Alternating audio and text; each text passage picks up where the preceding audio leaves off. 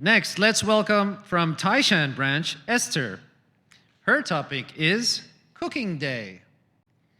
Hello everyone, my name is Esther. Have you ever cooked food by yourself? It can sometimes be a little scary. I'm good at cooking now, but I wasn't always good at it. I also know that a lot of people don't know how to cook. So I created a special holiday called Cooking Day. Are you worried about having to go to school or work?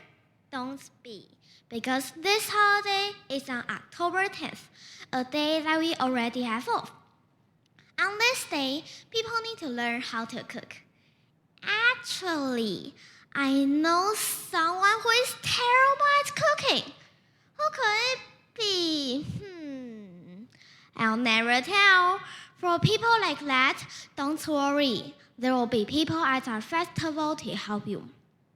For those that already know how to cook, we will have a cooking competition in New Taipei City.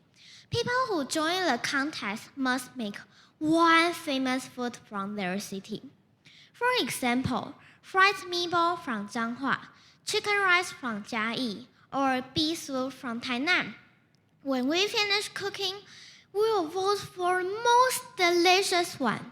If you win, you will win 5 years worth of food. Wow! Oh, no, not all at once, but over time. Or you can donate the food to people who need it. Giving everyone a chance to learn to cook is important, because if you know how to cook, you don't need to buy so much expensive and unhealthy food. To sum it up, I like the idea of Cooking Day a lot. It doesn't matter if you are young or old, a good cook or a bad cook.